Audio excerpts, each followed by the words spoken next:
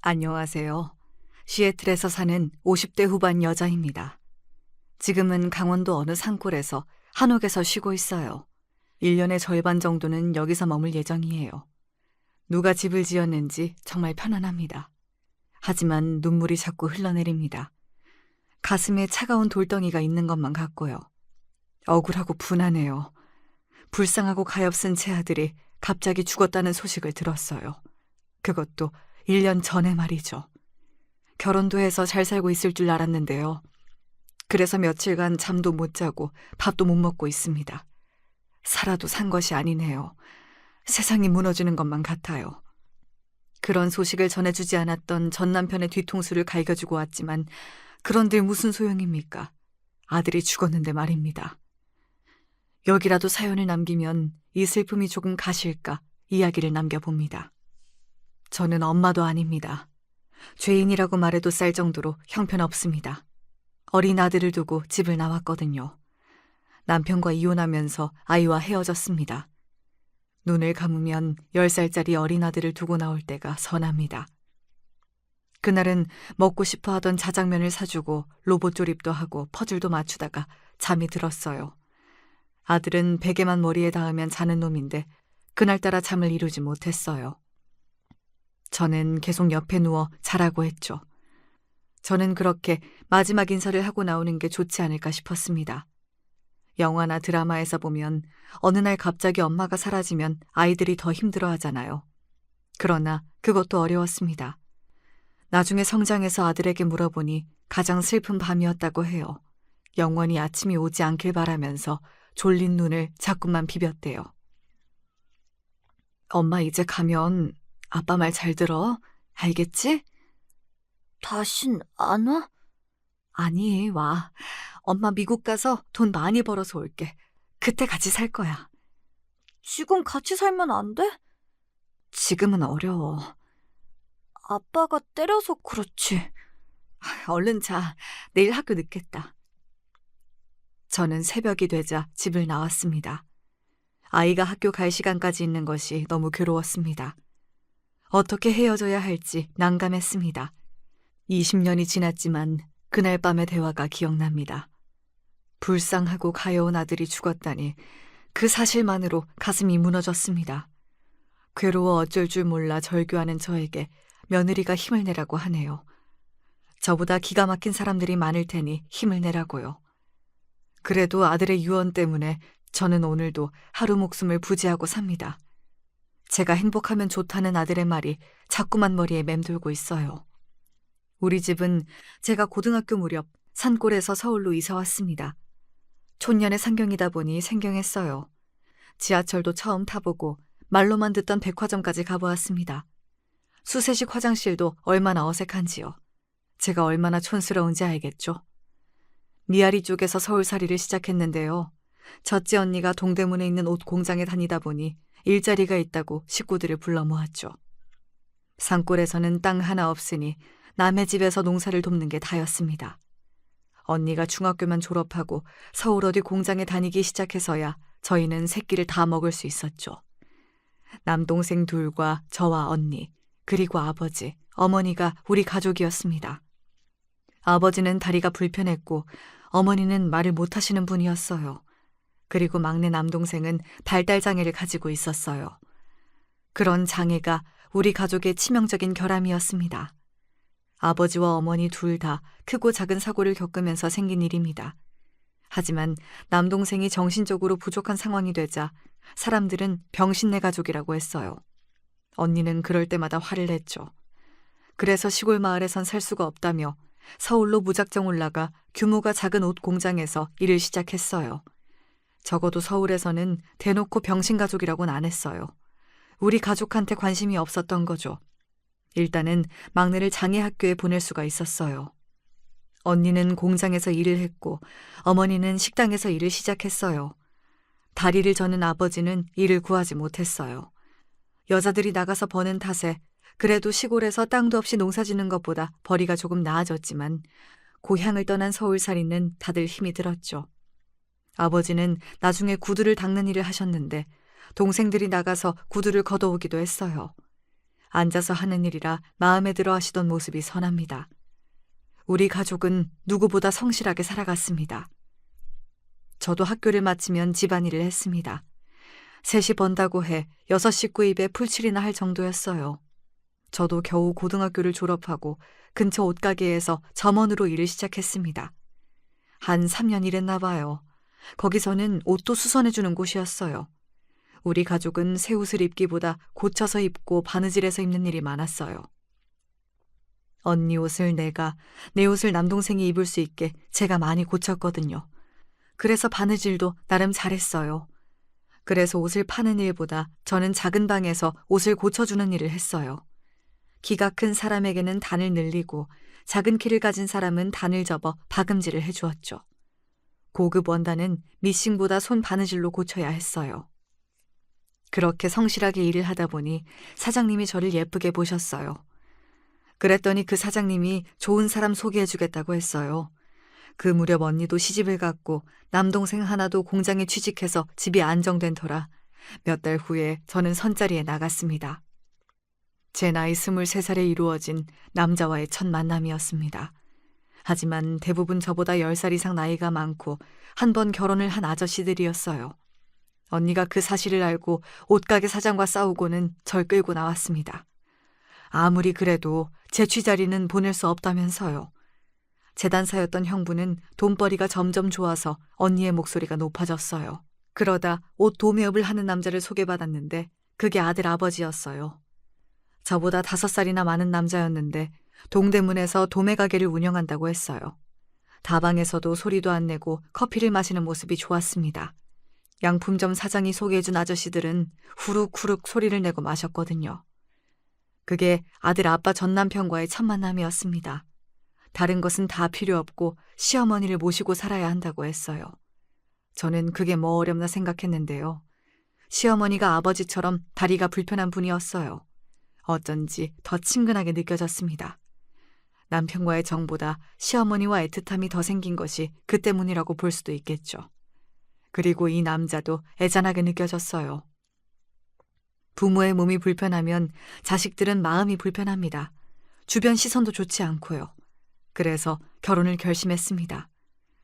신혼 때는 아무 문제 없이 잘 지냈지만 어느 날 술만 마시고 오면 모두 그렇게 폭력적으로 변했습니다. 옷가게에서 일한 것이 맞느냐부터 전에 사귄 남자들 다 불어라 등 이상한 말만 했습니다. 언니가 와서 애는 남자고 뭐고 남편이 처음이라고 해도 믿지 않았습니다. 남편은 평소에는 예의 바르고 얌전한 사람이지만 술만 먹으면 인격이 변하듯 이상해졌어요. 문제는 또 하나가 있었죠. 언니한테 기분이 나빴던 옷가게 사장이 제 결혼식에 왔었는데 제가 남자에게 인기가 많았다며 얌전한 고양이 부뚜막에 먼저 올라간다고 겉만 봐서는 모른다고 했대요. 일부러 그랬는지 아니면 우리에게 양심이 있었던 건지는 저도 파악이 되지 않아요. 오죽하면 언니가 다시 가서 따져 물어도 그런 말 한 적이 없다고 한 걸로 봐서는 의도적으로 한 이야기 같았어요. 하긴 제가 그만둔다고 할 때도 언니가 소개해준 남자가 얼마나 좋을지 두고 보겠다고 했거든요. 자기가 소개한 제 취자리라도 그 남자가 공부도 시켜준다고 했다며 좋은 데로 시집가라고 했어요. 지금이면 명예훼손으로 고소라도 하죠. 억울하고 화가 났어요. 하지만 그때는 저도 사회 경험이 없다 보니 대꾸도 못했습니다. 아무리 옷가게 사장이 한 말이 마치 증거라도 있는 것처럼 남편은 저에게 화를 냈습니다. 소개해준 언니에게 좋은 여자 맞는지 입증하라고도 했어요. 도둑이 제발 저린 것처럼 남편의 사생활이 어지럽다 보니 저도 그런 여자로 생각된 모양입니다. 남편의 사생활이 복잡하다는 것도 아들을 낳고 알았거든요. 그때 언니가 얼마나 미안해하던지. 하지만 결혼 선택은 제가 한 것이니 누굴 원망할 수나 있는 차원이 아니었습니다. 인기 많은 여자. 그 말에 남편은 슬슬 본색을 드러냈습니다. 낙이 몇 대가 나중에는 아무거나 잡히는 대로 때리기 시작했어요. 시어머니가 말리려고 해도 다리가 불편하니 그것도 쉽지 않았죠. 시어머니가 못 들어오게 문을 잠그고 저에게 폭력을 행사했습니다. 폭력의 정도가 심해지자 저는 형부에게 도움을 요청했죠. 형부는 남편 가게로 찾아가 흠씬 패주고 온 적이 있어요. 사람들 우르르 몰고 가서 으름장도 놓았고요. 한 번만 더 때리면 죽여버린다고 경고도 했대요. 그런 일이 있으면 그 후 몇 달은 잠잠하기도 했어요. 남편 가게는 밤에 시작해서 아침에 끝납니다. 전국 각지에서 옷 소매업을 하는 사람들이 옷을 사러 오는 곳이니 한밤중에 손님이 가장 많아요. 퇴근은 아침 9시나 10시인데 그때부터 여는 술집도 있어요. 거기서 오후 2시까지 술을 먹고 오기도 했어요. 저는 그럴 때면 일부러 저는 동네 놀이터로 나갔습니다. 이럴 줄 알았으면 옷가게 사장이 권해준 배 나온 아저씨를 만나나 볼 걸 하는 후회도 했지만 거기라고 제 신세가 별반 달라지지 않았겠죠. 언니가 남편에게 술 좀 먹지 말라고 말려봐도 소용이 없었어요. 그렇게 오후 8시쯤 일어나 밥을 먹고 다시 가게로 나가는 것이 남편의 루틴인데요. 남편과 정답게 이야기를 나눈 시간도 별로 없었어요. 밤에 나가서 아침에 들어와 자다가 나가는 게 일이었으니까요. 술을 안 마시면 자기 어머니에게도 잘하는 효자 아들인데 술만 마시면 저를 붙잡고 시비를 걸었어요. 미친 사람처럼 변하는 모습에 저는 요즘도 술이 싫어요. 너 시골에서 사고 쳐서 서울 올라온 거지? 대답 안 해? 그리고 밤에 어디 싸돌아다녔어? 어? 집에 종일 있었는데요. 그리고 언니가 공장에 다녀서 서울로 올라왔다고 몇 번을 말해요. 아니 집에만 있었다고요. 어머니에게 물어보세요. 제가 어딜 나갔다 왔는지 종일 어머니랑 함께 있었다니까요. 그만 못하니? 애 종일 나랑 있었어. 도대체 왜 그러는 거야? 제가 보기엔 때릴 명분을 찾는 게 보였습니다. 심심하면 똥개 괴롭히듯 방 안에 앉아있는 제가 못마땅한 것 같았어요. 그렇게 내가 싫어요? 왜 나만 보면 으르렁거려요? 시끄러워, 이 나쁜 년아. 왜 그러냐고요. 왜 나빠요, 내가? 당신 엄마 모시고 사는데. 지금 생각하면 남편은 돈이 필요한 모양이었어요. 그때 형부가 돈을 조금 만진다는 소문이 있었는데 자기한테 빌려주지 않는다고 투덜거렸어요. 그 후에는 술 먹고 괜히 시비를 걸었습니다. 제가 걸음을 이상하게 걷는다고 머리통을 때리고 아침에 자기 보고 웃지 않는다고 뺨을 때린 적도 있었어요. 그러다 언니가 돈을 빌려주면 몇 달간은 잠잠했습니다. 그래서 전 언니와 형부에게 돈을 빌려주지 말라고 했습니다. 그 돈으로 가게에 투자하는 것이 아니라 술 먹는데 탕진했기 때문이에요. 술 먹고 마구 때리면 저는 이혼하겠다고 소리를 질렀고 시어머니도 저랑 함께 나간다고 남편에게 말했어요. 그러면 남편은 몇 달간은 술을 먹어도 때리진 않았습니다. 누군가는 왜 때리는 걸 다 막고 앉아있냐고 하더군요. 도망을 치던지 이혼을 하던지. 하지만 문 밖에서 아우성 치면서 저를 구해내려는 시어머니가 있었기 때문입니다. 함께 살던 시어머니가 방패가 되어 주셨어요. 제가 울고 있으면 지금 사는 집을 저에게 주신다며 도망가지 말라고 빌기도 했어요. 그게 너무 불쌍했어요. 제가 더 불쌍한데 그것도 모르고 말입니다. 또 이혼하려고 마음먹으면 어떻게 알고 남편이 순한 양이 되기도 해요. 그러면 또 미루게 되는 거죠. 인간은 망각의 동물이라고 하잖아요. 그러다 남편이 술에 취해 개가 되면 후회하죠. 변명하자면 그때는 이혼이 그렇게 쉬운 시절도 아니었고 제가 결혼할 당시 다리가 불편한 아버지가 건강에 문제가 생기셨어요. 그러니 이혼 이야기는 엄두가 나지 않았어요. 언니와 형부가 병원을 모시고 다녔지만 결국엔 손을 쓰지도 못한 채 돌아가셨어요. 말 못하던 엄마도 뭐가 그리 서러운지 아버지가 가시자마자 시름시름 앓다가 아버지 곁으로 가셨어요. 제가 결혼하고 얼마 지나지 않아 벌어진 일이었어요. 이럴 줄 알았다면 시집을 가지 말걸. 저는 많이 울었습니다. 결혼 초에는 부모님의 신체 결함이 저를 위축시켰어요. 임신했는데 애가 병신이면 가만 안 둔다는 남편의 말에도 저는 묵묵히 앉아 있었죠. 아버지, 어머니 어릴 때 당한 사고 충격으로 몸에 문제 있는 거지 선천적으로 문제가 없었거든요. 하지만 시어머니는 달랐어요. 태어날 때부터 다리에 문제가 있었다는데 그걸 알면서도 일부러 생트집을 잡았습니다. 네가 이해해라. 제가 어릴 때는 병신 엄마 때문에 놀림을 많이 받았어. 왜 저만 이해하면 돼요? 어머니가 맨날 그러니까 남편이 더 그럴지도 몰라요. 내가 병신이라서 그래. 그 병신 소리 그만해주세요. 저 진짜 싫어요. 미안해, 미안하다. 뭐 먹을래? 너 좋아하는 부추전 해줄까? 고기 볶아줘? 어머니, 앉아 계세요. 제가 할게요. 그거 드시고 싶으세요? 부추전이요? 시어머니는 제가 좋다고 했어요. 울다가도 금방 마음이 풀린다고요. 어머니도 남편을 말리다 다친 적도 있었어요. 어머니는 저와 어쩌면 동지애 같은 걸 느꼈는지 몰라요. 하지만 후에 제가 이혼하니 어머니가 달라졌어요. 동지애는커녕 저를 나쁜 엄마 취급하셨어요. 지금 생각하면 어머니는 그냥 제가 필요해서 달래주셨나 봅니다. 그렇게 시어머니가 미안하다고 달래주지 않았다면 제 결혼은 진짜 끝이 났을지도 모르죠. 술만 먹고 오면 말도 안 되는 핑계를 대고 행패를 부리는 남편. 그것만 아니면 결혼 생활은 최악은 아니라고 스스로 달랬죠. 결국 어머니가 남편에게 또 술 마시고 마누라 패면 당신께서 쥐약이라도 먹겠다며 엄포를 놓으셨어요. 그래서 그런지 또 얌전해졌어요. 저는 결혼하고 2년 만에 아이를 가졌습니다. 어머니가 쥐약을 들고 난리를 치니 그제야 정신이 들긴 했는지 저한테 미안하다고 사과도 했어요. 다행히 임신하니 초반에는 술을 마시지 않았어요. 시어머니의 강경한 태도와 새로 태어난 아들 때문에 남편이 변했다고 생각했어요. 술 먹고 들어오는 날도 거의 없었고 나름대로 착실하게 사는 것처럼 보였습니다. 다행이다. 애 낳고도 계속 너 때리면 이혼 생각했었어. 요새는 술은 안 먹고 오는데 퇴근이 늦고 아예 안 들어와. 밤낮이 바뀌는 직업이라 아침에 사우나에서 피곤이라도 푸나 보지. 저번에 내가 말했지? 우리 가족 다 미국으로 이민 갈 거야. 미국에서 세탁소 하기로 했어. 늦은 감이 있는데 동대문에서 같이 일하던 동생이 인수해준대. 일손이 부족하니 남동생 둘 다 데리고 가려고 해. 넌 괜찮겠지? 진짜 네 남편 계속 그런 식으로 굴면 이혼하고 미국에 데려가려고 했는데. 애 생기고 괜찮아졌어. 부모님이 돌아가시니 형제끼리 만나는 일도 거의 없어졌는데요. 그래도 언니는 남동생을 다 챙겼나 봅니다. 저는 제 몸 하나 건사하는 것도 힘들었거든요. 그래서 언니는 좋은 남자를 만났을까 싶네요. 우리들을 위해 희생을 많이 했거든요. 이제는 긍정적으로 안정이 되면서 언니는 평온한 얼굴을 했습니다.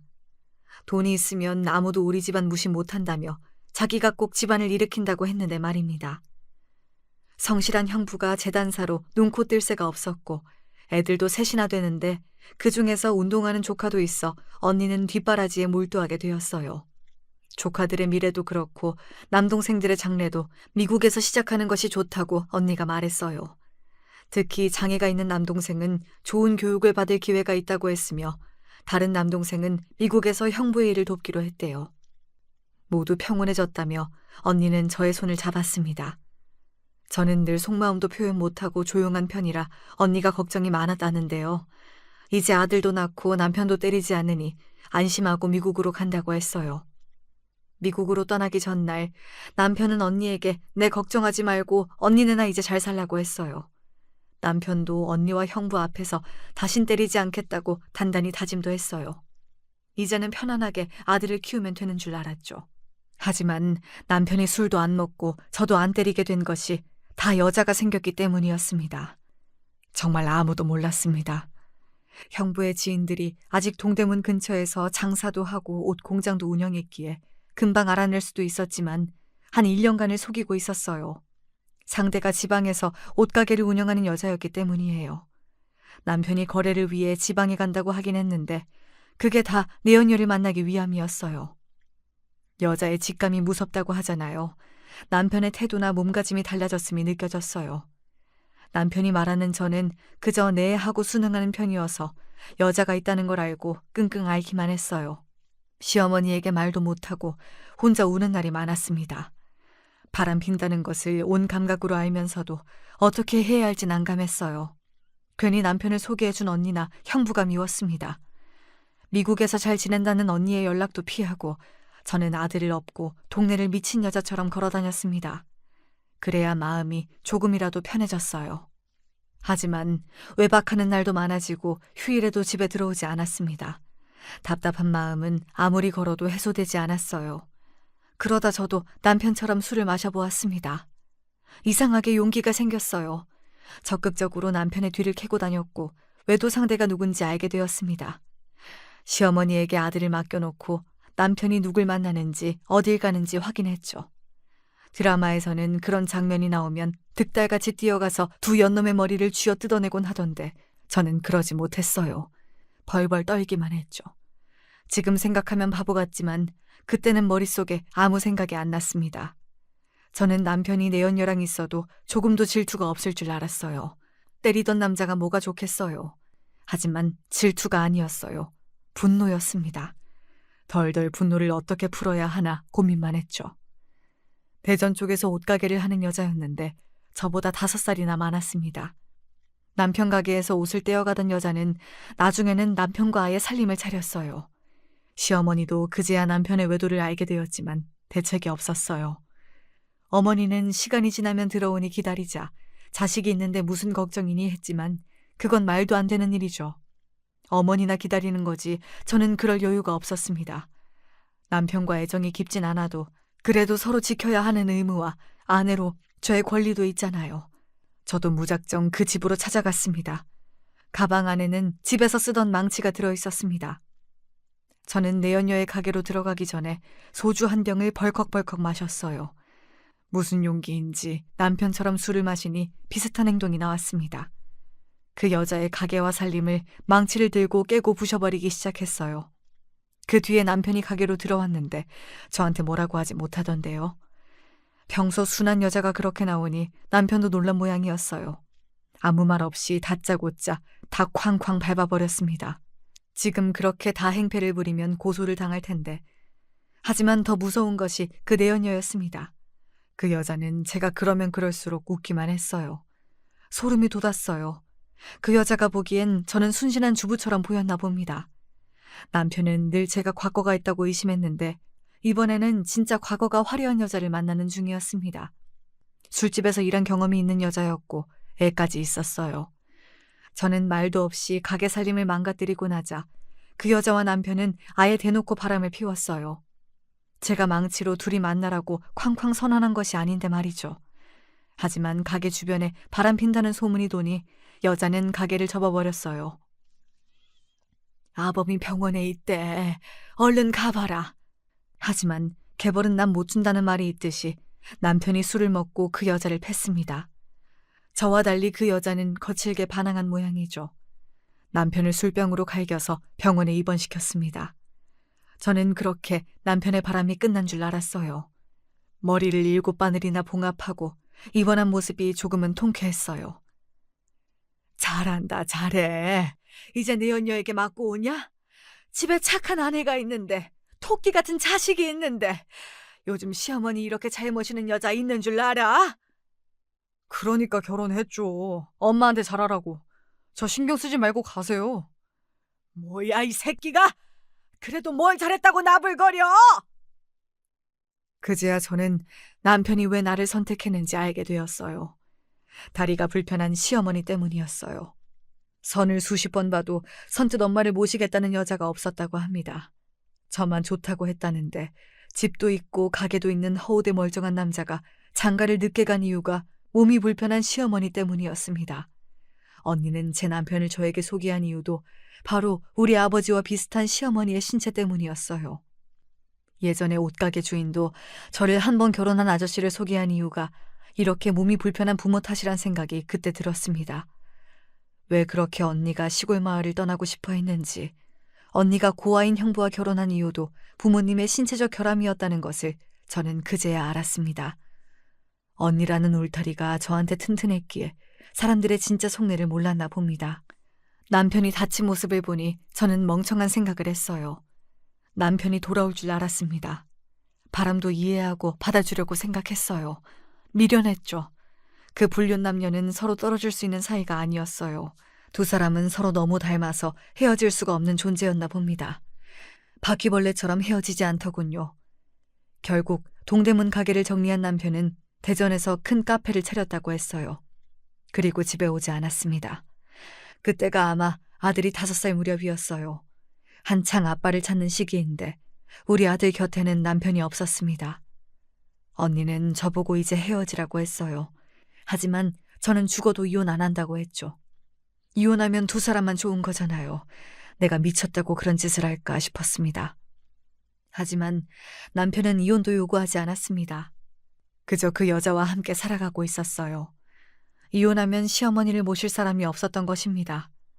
엄마를 맡길 사람을 찾는 것이 결혼이 아닌데 저는 그때부터 남편에 대한 미움이 자리 잡았습니다. 어린 자식이랑 몸 불편한 늙은 엄마를 저한테 맡겨두고 저는 좋아하는 여자랑 살다뇨. 미국에 있던 언니가 한국까지 나왔습니다. 그 새끼 안 되겠네. 이제는 여자까지 생겨? 너 당장 헤어져. 아들은? 데리고 와. 우리가 키우자. 미국으로 건너와. 가서 일자리 구하고 남자도 많아. 이 미친놈이 사람 패더니 여자가 있어? 내가 미쳤지. 그런 개쓰레기를 소개하고. 내가 미쳤어. 그래, 이제 언니가 다 책임질게. 가자, 일어나. 너랑 조카 하나 내가 책임진다. 넌 쓰레기 밑에서 자식 키우고 싶어? 당장 끝내. 사돈, 그건 안 돼. 그 얘기를 들은 시어머니는 돌변했습니다. 아들을 절대 주지 못하니 나가고 싶으면 너나 나가라 하더군요. 이씨 집안 자손을 어디로 돌리냐며. 그 말도 일리가 있죠. 하지만 저는요, 제 인생은요, 하고 우니까 시어머니가 조금만 기다리면 아들이 돌아올 수도 있다고 했어요.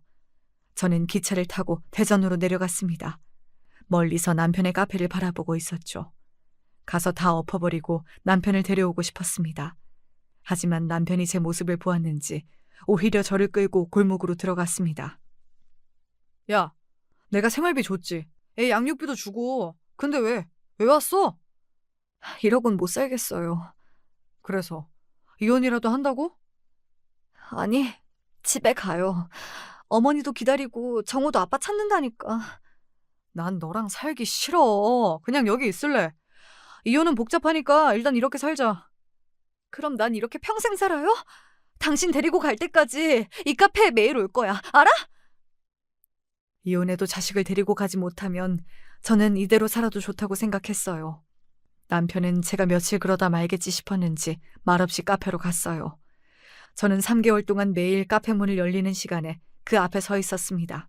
가게로 들어가면 영업 방해지만 그 앞 인도에 서 있는 것은 경찰도 끌어내지 못했거든요. 남편의 내연녀는 저만 보고 인상을 찡그렸고 사람들은 제가 거기 왜 서 있는지 처음엔 몰랐지만 차츰 제가 남편의 아내이고 지금 내연녀와 카페를 차렸다는 것이 알려졌어요. 당연히 가게에 손님이 떨어졌죠. 무슨 생각인지 남편은 저를 데리고 집으로 돌아왔습니다. 너 내가 가만히 있으라고 했지. 근데 왜 이러는 거야? 죽고 싶어? 나랑 그렇게 살고 싶으면 살아줄게. 그 대신 넌 내 손에 죽는다.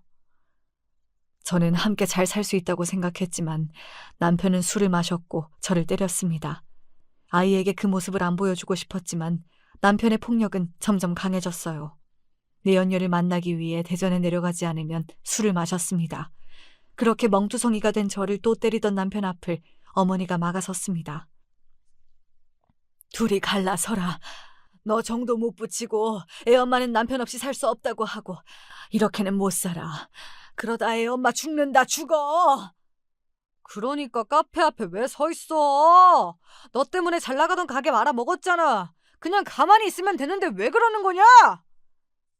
저는 그렇게 버티다가 그만 살기로 마음을 먹었습니다. 누구는 자식 보고 그대로 참고 살라고 하고 다른 사람은 당장 이혼하고 나오라고 하지만 선택은 늘 쉽지 않았습니다. 30인데 자식 놓고 나가. 그래야 재혼이라도 하지. 그래도 어떻게 자식을 놓고 나가요? 제가 데리고 가면 안 돼요? 저 재혼 안 하고 애만 키울 건데요. 네가 먹고 살 순 있어? 우리는 땅도 있고 집도 있는데 넌 없잖아. 내가 위자료 챙겨줄 테니 가라. 그게 너 사는 길이다. 내가 우리 아들하고 손자만 생각해서 너 붙잡아두고 싶지만 네 인생 불쌍해서 안 돼. 얼른 갈라서. 하루에도 몇 번씩 짐을 싸서 나갈까 하다가도 자식이 밟혀 다시 주저앉을 때가 많았습니다. 그러던 중 남편의 내연녀에게서 전화가 왔습니다. 만나서 할 말이 있다고 했습니다. 드라마에서 많이 보던 장면처럼 여자를 다 뜯어주면 속이 후련해질까 싶더군요.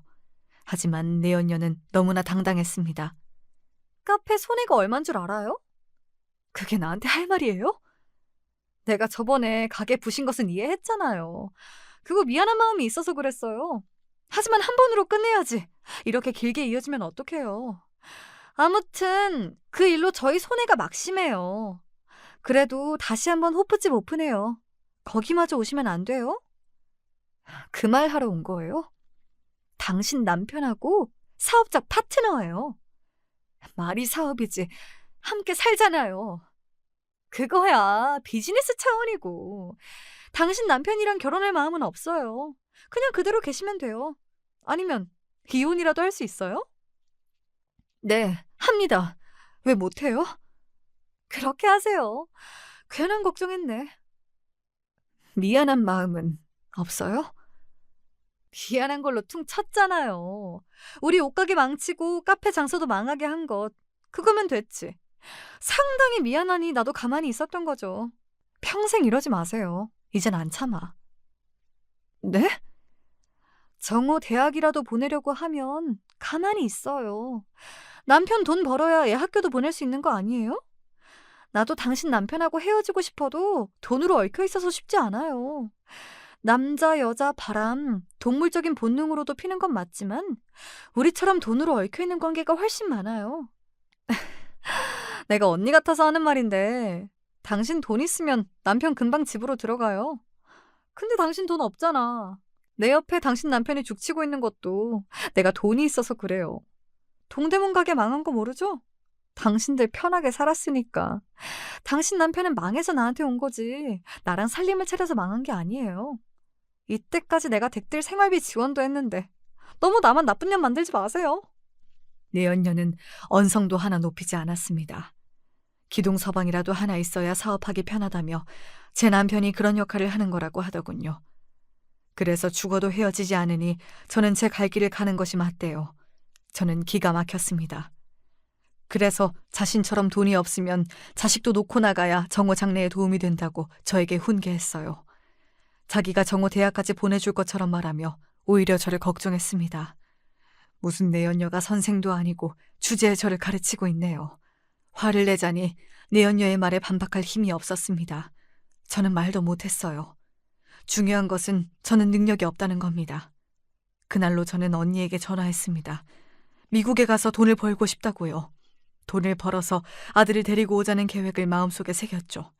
그렇지만 그걸 시어머니에게 들키면 안 될 일이었어요. 저는 남편에게 이혼하겠다는 뜻을 밝혔고 그 절차가 진행되었습니다. 시어머니 모르게 했어요. 그리고 3년 뒤에 아이를 찾으러 오겠다고 말했습니다. 그 조건으로 저는 위자료도 없이 이혼을 했습니다. 저는 3년 안에 미국에서 돈을 많이 벌겠다는 꿈을 가지고 있었어요. 그래서 그날 자식을 놓고 집을 나왔습니다. 하지만 세상 일은 제 뜻대로 되는 일이 없었습니다. 저는 미국 초청 비자가 나오지 않았어요. 미국으로 정식 입국이 되지 않는다는 겁니다. 미국 대사관에서 저를 거부했어요. 제가 이혼을 했고 변변한 직업이나 예금도 없으며 형부가 초청한 업무와 저는 무관하다고 대사관에서 임의로 판단했어요.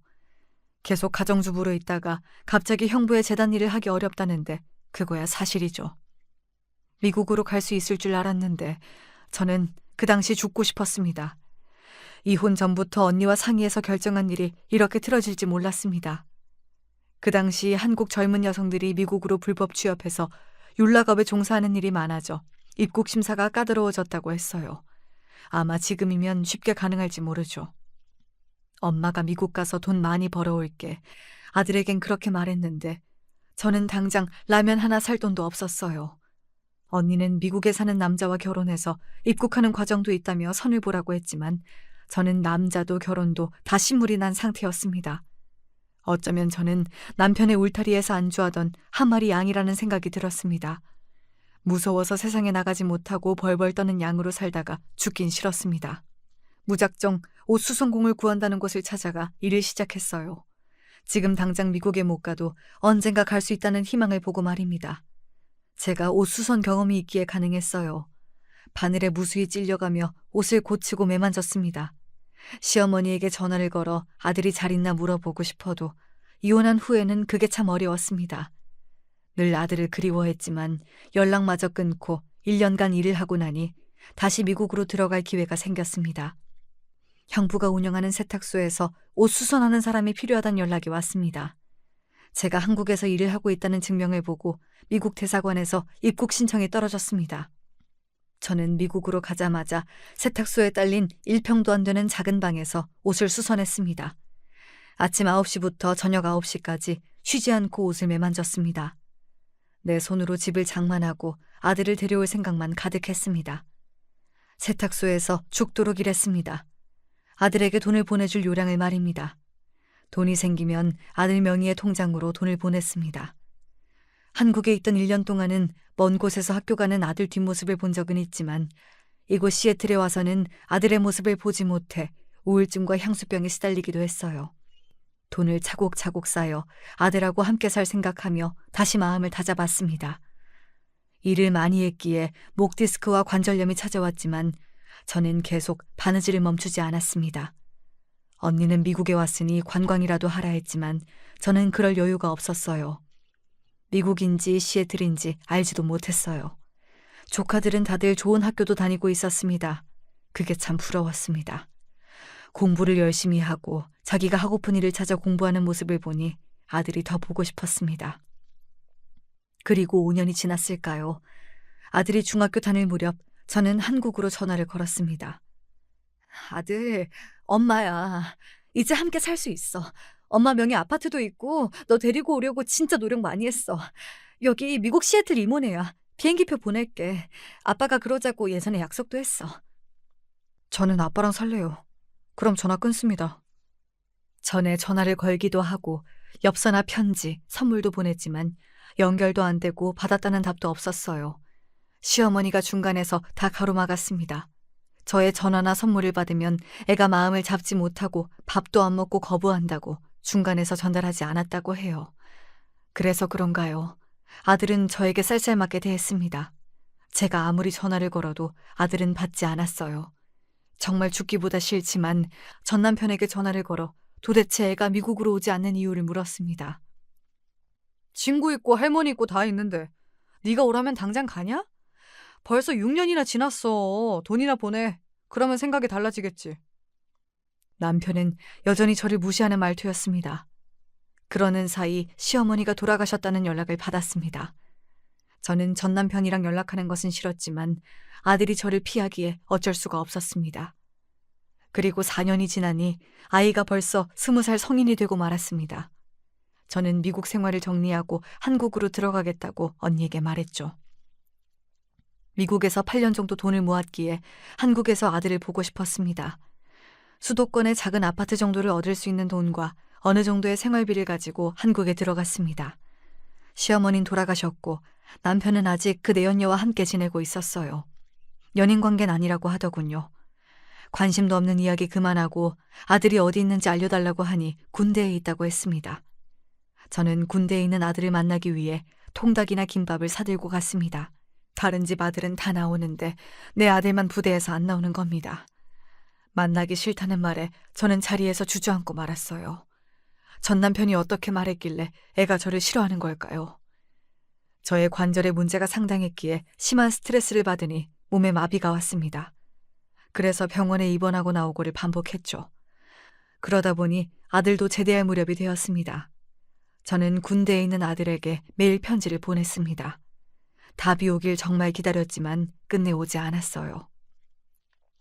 그러던 어느 날 한 젊은 남자가 찾아왔습니다. 바로 아들이었습니다. 저는 말도 못하고 계속 울었어요. 그러다 진정이 되니 아들이 인사를 했습니다. 안녕하세요 하는 인사가 왜 그렇게 서글프게 들릴까요? 몸은 어떠세요? 괜찮아. 너는 왜 대학 안 갔어? 바로 군대 가게? 공부에 소질이 없어요.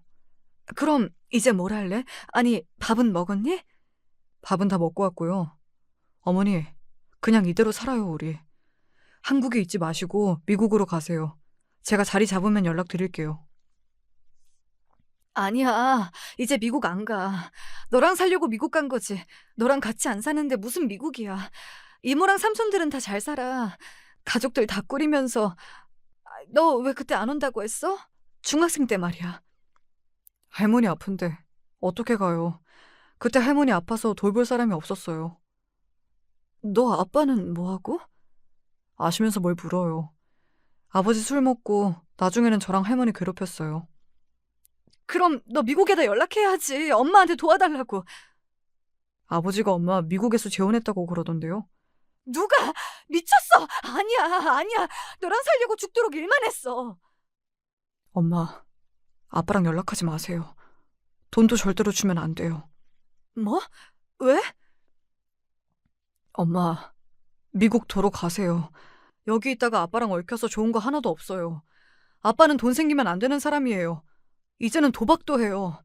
같이 사는 아줌마도 학을 뗐어요. 호프집 파는 아줌마 말이에요. 아들의 말에 저는 하염없이 울었습니다. 내가 그동안 보내준 용돈을 중간에 이 남자가 다 가로챈 모양이었습니다. 그 당시에도 아들은 제가 미국으로 간다고 하면 할머니 요양원으로 넘기고 저한테 돈을 달라고 해코지할까, 안 산다고 했다면서 마지막 헤어질 때 함께 만난 로봇을 아직도 간직하고 있다고 했어요.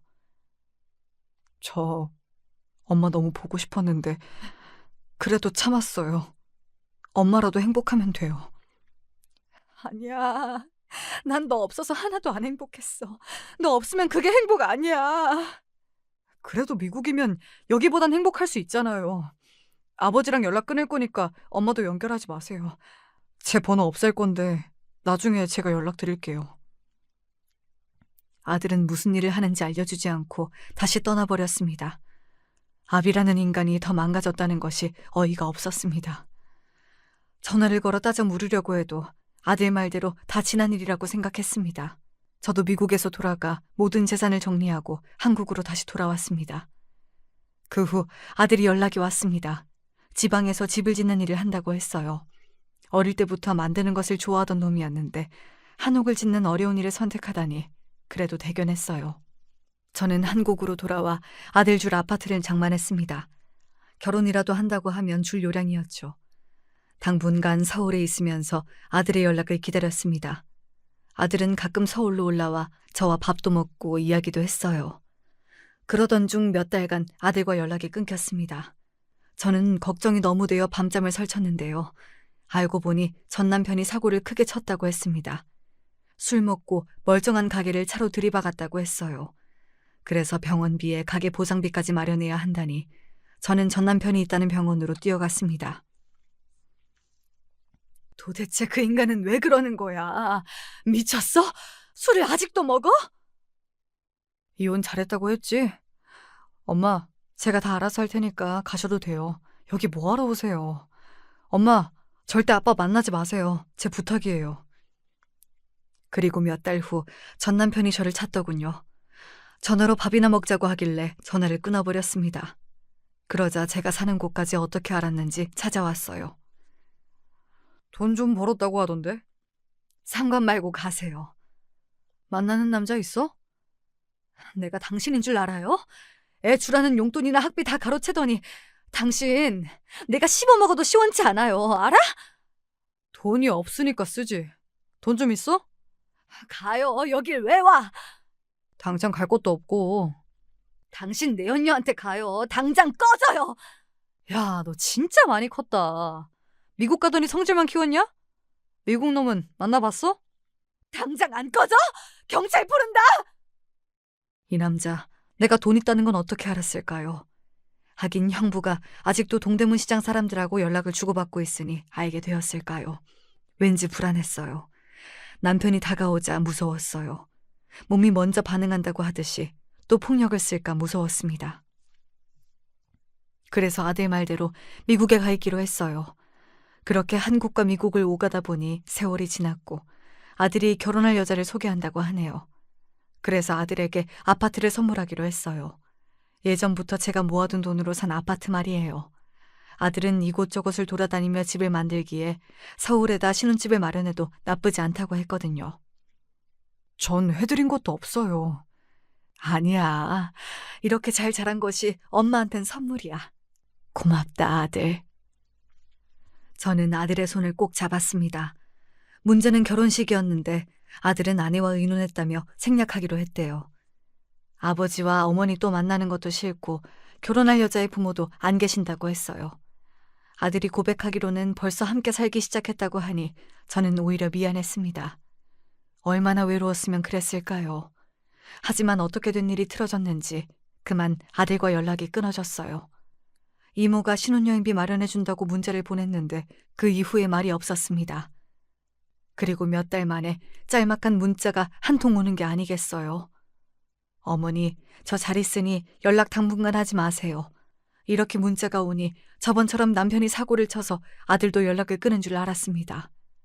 이럴 줄 알았으면 결혼할 여자의 번호라도 알아둘 걸 얼마나 후회했는지 몰라요. 아비가 사고를 친 게 분명하다 믿고 있었는데 시간이 지날수록 알 수 없는 불안감이 묘하게 느껴졌어요. 미국에 있었지만 말이에요. 도저히 참을 수가 없어 저는 한국행 비행기에 올랐습니다. 1년이 되기 전에 연락이 오는데 이번엔 아니었습니다. 저는 제가 사준 아파트로 향했습니다. 진작 찾아올 걸 후회하면서 말이죠. 딩동 제가 벨을 눌렀을 때 여자가 나왔습니다. 아마 아들과 같이 사는 여자 같았어요. 누구? 안녕하세요. 저 이정우 엄마입니다. 어머, 살아 계셨어요? 무슨 말이에요? 아니, 아버님이 돌아가셨다고. 나를? 네, 돌아가셨다고 하니 제가 연락을 못 드렸어요. 정우랑 연락이 안 돼서 결혼은 한 거죠? 모르세요? 왜요? 우리 정우 무슨 일 생겼어요? 여자는 갑자기 울음을 터뜨렸습니다. 한참을 울더니 아들이 한옥 지붕에서 실수로 떨어져 머리를 크게 다쳤는데 출혈이 멈추지 않았고 한 달을 사경을 헤매다 죽었다는 겁니다. 그 사람 죽었어요. 뭐라고? 그 사람 죽은 지 1년이 넘었어요. 아버님이 어머님도 돌아가셔서 안 알려도 된다고 했어요. 장례식장도 다녀왔다고 하셨던데요. 저는 부르르 떨고 있는데 엘리베이터 문이 열렸습니다. 전 남편이 나오는 게 아니겠어요. 저는 핸드백으로 전 남편의 머리를 내려쳤습니다. 미친놈, 죽어버려. 너 같은 걸 진즉에 이렇게 패 죽일걸. 인간 말종, 미친 새끼. 저는 온갖 욕을 퍼부어가며 그 남자를 팼습니다. 여길 어떻게 알고 왔어? 여기 내가 내 아들한테 사준 집이야. 내가 왜 죽어? 우리 아들 네가 죽였지? 그래, 네 놈이 죽였지? 불쌍한 내 아들 미친놈 네가 죽인 거라고! 저는 절규했고 가슴을 쥐어뜯었습니다. 내가 그때 아들을 데리고 나와서 반지방이라도 함께 살았으면 달라졌을까요? 이 인간이 보험금 저한테 안 주려고 안 알렸던 모양이에요. 한 달 동안 사경을 헤매다 간 아들이 너무 불쌍했어요. 자식 두고 나간 사람의 말로네요. 이렇게 가슴이 무너져 내릴 수가 없었습니다. 그딴 보험금이 뭐라고 말이죠. 저는 남편과 내연녀가 운영하는 호프집으로 달려갔습니다. 현수막을 들고 서 있었죠. 아들 보험금 타려고 전 부인한테 아들 죽음을 알리지 않는 죄. 그렇게 적어놓고 말입니다. 그런 곳에서 술 마신 리가 없죠. 결국 내연녀는 미친놈이라고 남편을 내쫓았습니다. 변호사에게 달려가 보니 아비가 아무리 자격이 없어도 자식의 보험 상속을 받을 수 있다고 하네요. 제 아들이 자식이 없다 보니 사실혼 자격이 되는 며느리와 전 남편, 그리고 저까지 돈을 나눠받을 수 있다는 말에 눈물이 흘렀습니다. 며느리는 죄송하다면서 우네요. 저는 아들의 보험금을 며느리에게 주고 나왔습니다. 아들이 떨어져 죽었다는 장소를 보러 갔습니다. 거기에는 아들의 손때가 묻은 한옥이 주인을 기다리고 있었습니다. 그 주인이 저라고 하네요. 지금도 여기에 살고 있는데요. 아들이 만든 집이라 그런지 조금 숨을 쉴 수 있네요. 아들과 함께 산 여자, 그 며느리가 말하길 이 한옥에는 추억이 있대요. 저랑 10살 때 마지막 밤을 보내면서 맞춘 퍼즐 그림이 바로 한옥이랍니다. 제가 혼잣말로 이런 데 살면 행복하겠다 했대요. 전 기억이 안 나지만 아들은 그게 가슴에 박힌 모양입니다. 이렇게 한옥을 지어 엄마를 살게 하겠다고요. 며느리가 보험금 받아 이 집을 샀습니다. 지금은 그 아이와 함께 살고 있는데 시집을 보내긴 해야겠죠. 이렇게 제 이야기는 끝이 납니다. 자식이 죽은 이야기 끝까지 들어주시고 감사해요. 전 남편인지 그 새끼가 감옥에 갔다는 이야기는 아직 안 했죠. 보험금 때문은 아니고 그렇게 거짓말을 남발하니 구속을 당한 모양인데 제 인생에서 영원히 지우고 싶습니다. 다들 건강하세요.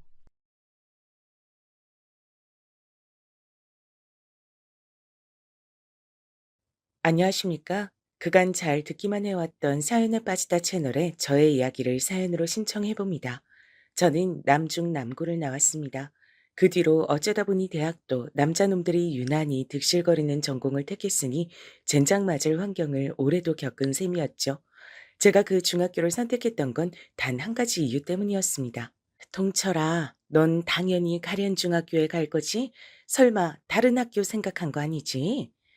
저는 아람중학교에 가고 싶다는 생각을 좀 하고 있었는데요. 굳이 왜 거길 가니? 거기까지 갈 필요가 있어? 가련중학교는 엎어지면 코다할 거리에 있잖아. 내가 너 이렇게 쓸데없는 소리 할까봐 미리 물어본 거야. 물어보길 잘했네. 아람중학교 같은 소리 말고 가련중학교에 가. 하지만 아람중학교가 교복이 더 폼이 난단 말이에요. 그리고 가련중학교는 이미지가 별로 안 좋아요. 양아치들이 많다 들었어요. 너만 양아치 짓을 안 하면 돼, 너만. 교복은 매일 입다 보면 뭐가 됐든 질리게 돼 있어. 엄마는 너 가련중학교에 가는 걸로 그렇게 믿고 있을게. 선생님한테도 그렇게 말씀을 단단하게 드려놔야겠어. 빼도 박도 못하게 해놔야지. 제가 얼마나 짜증이 났던지 모릅니다. 그 망할 놈의 남자 중학교를 간 것은 집과 가까워서 그랬습니다. 그리고 전 어머니를 거스를 수 없는 제 자신을 알고 있었습니다. 짜증은 부렸으나 감히 거역할 엄두는 못 냈어요. 어머니의 뒤엔 아버지가 계셨습니다. 아버지는 무서우신 분이셨죠. 어렸을 땐 특히나 범접이 불가능한 태산 같으신 분으로 여겨졌습니다. 전 아들이었으니 아버지의 무서움이 더 크게 다가왔던 것 같아요.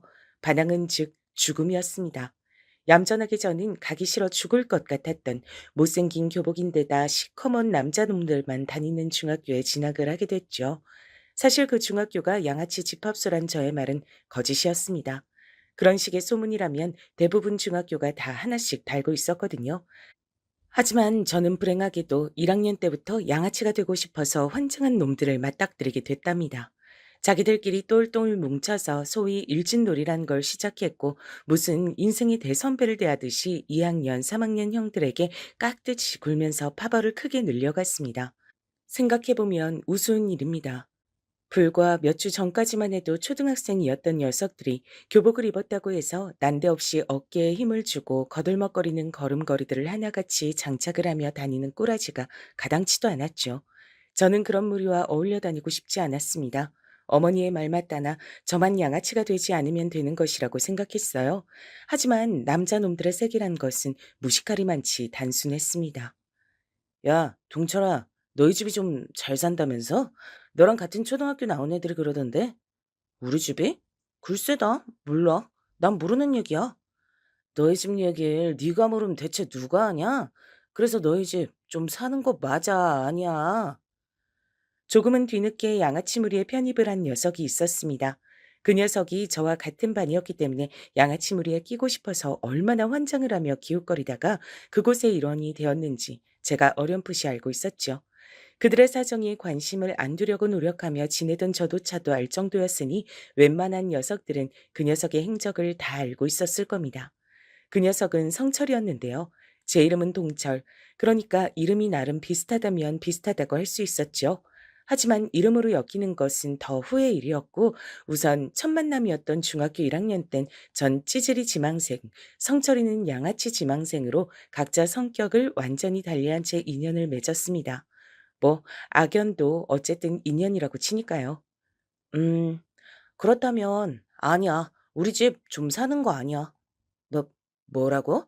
내가 들은 것하고는 다른데 너네 아버지가 사업인가 뭐를 좀 하신다 그러던데. 사업하시는 건 맞는데 그렇다고 해서 집이 잘 산다는 얘기랑은 다른 얘기잖아. 암튼 그래서 좀 사는 거 아니야, 우리 집. 제가 태어나게 됐고 했을 때 안 보는 척하면서 이쪽을 다 지켜보고 있었던 같은 반 녀석들이 저마다 푸흡 하면서 웃음을 터뜨렸습니다. 제가 본의 아니게 성철이 녀석을 한 방 먹인 셈이었거든요. 할 말이 없어진 성철이는 넋이 빠진 표정이었습니다.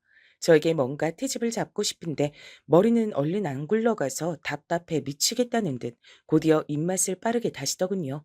그러나 결국 별 소득 없이 저의 자리 앞에서 물러나야 했죠. 설마 하니 제가 저희 집 잘 사는 거 아니라고 대답할 줄은 몰랐던 모양입니다. 성철이가 왜 저한테 집안 사정을 물어봤겠나요? 답은 하나였죠. 삥 뜯으려고요. 저희 집이 근데 잘 사는 건 사실이었습니다. 성철이의 표현에 따라서 좀 사는 집이었습니다. 아버지께서 괜히 무서운 분이 아니셨어요. 냉정한 사업가 기질이 강하셨기 때문에 어린 제 눈엔 항상 무섭게 보였던 것입니다. 약간은 특이하게도 친가보다 외가가 더 잘 살았습니다. 친가는 형편이 원래 그저 그랬다고 해요. 반면에 외가는 배에 기름칠할 정도는 꾸준히 하고 살아온 집안이라고 익히 들은 바 있었고요. 낭중지추라고 하던가요? 타고난 환경이고 나발이고 그런 것은 아버지의 발목을 감히 잡을 수가 없었습니다. 사력을 다하신 끝에 30대 초반의 나이에 작은 사업체를 어엿하게 운영하고 계셨고 외할아버지의 눈에 들어 어머니와 결혼을 하셨던 거예요. 참고로 어머니께선 집안 형편이 예전에 딱히 어려웠던 것도 아니었건만 중학교를 나오지 못하셨습니다. 아들만 우대하셨던 외할아버지 때문에 열이 받을 대로 받았던 딸.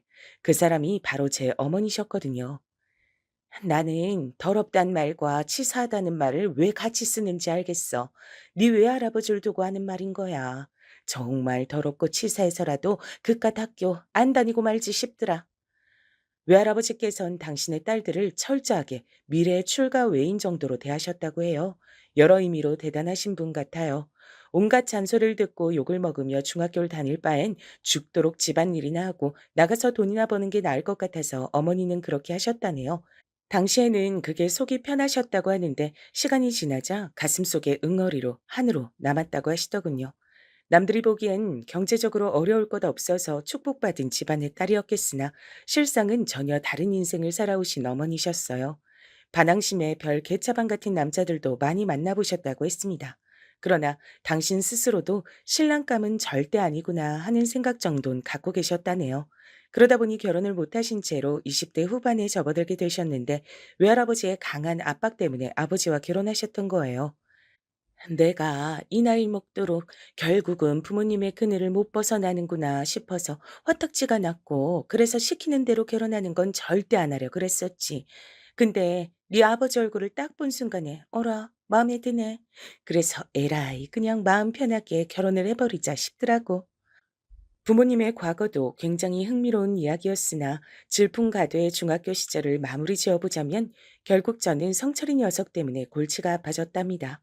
여러 가지 확인 작업을 거친 끝에 제가 좀 사는 집 자식인 것을 확인하게 된 성철이는 제가 본인을 기만하고 약 올렸다고 생각하면서 그때부터 절 엄청나게 싫어했습니다.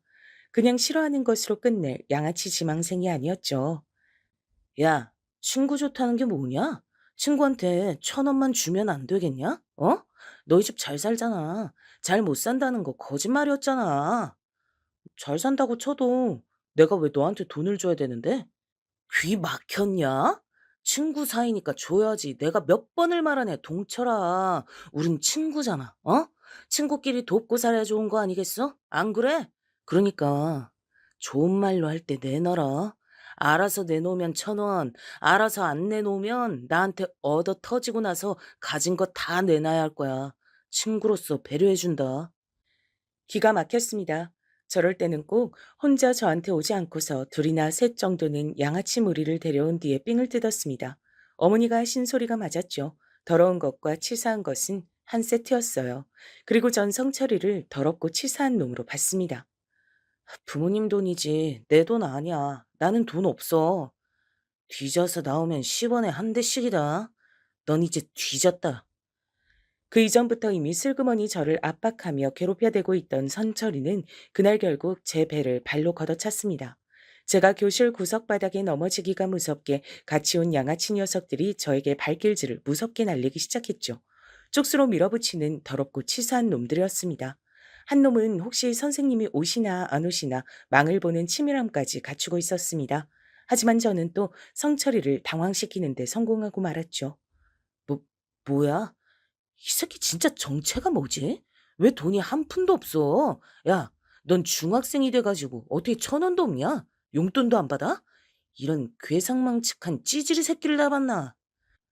당황한 성철이가 제 가방을 뒤져봤지만 거기에도 돈이 없던 것은 물론이고 딱히 탐이 날 만큼 값이 나가는 학용품 하나도 없었습니다. 그러자 함께 저를 때린 양아치 녀석들이 어이없단 시선을 성철이에게 날리기 시작했죠. 너는 목표물 선정을 이상하게 하는 재주가 있다. 덕분에 우리만 헛고생하네. 뒤늦게 양아치 무리에 들어갔던 성철이는 아직 입지가 완벽하지 않은 모양이었습니다. 금세 식은땀을 흘리는 게 보이더군요. 전 속으로만 웃었죠. 내가 이럴 줄 알고 지난주부턴 아예 돈을 안 갖고 다녔다 이 자식아. 뛰는 양아치 위에 나는 찌질이 있다. 돈 한 푼 없이 어떻게 학교를 다니냐고? 왜 못 다녀? 집이 가까우면 다 가능하게 돼 있어. 삐까 번쩍하던 비싼 학용품, 브랜드 가방 이런 것들도 진작에 제 남동생에게 넘긴 바였죠. 정확히는 남동생이 것과 교환을 했습니다. 항상 저의 것을 탐내는 녀석이었기에 저의 제안을 무척이나 기뻐했답니다. 남동생은 아직 초등학생이었으니 중학생의 시각에서 보기엔 유치하고 왠지 보잘것없는 학용품들이었죠. 제가 작정하고 대비를 해놓은 탓에 성철이는 저를 쉽사리 엿먹이지 못했습니다. 저에게 돈을 가져오라고 돈 내놓으라고 그런 으름장도 놓았지만 전 귓등으로도 안 들었어요.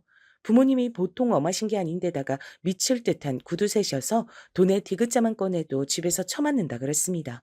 돈 달라고 그랬다가 부모님한테 맞이나 돈 못 줬다고 너한테 맞이나 그게 그거라고 했더니 성철이가 완전히 어리 빠진 얼굴로 절 쳐다봤던 표정. 그게 정말 가관이었죠.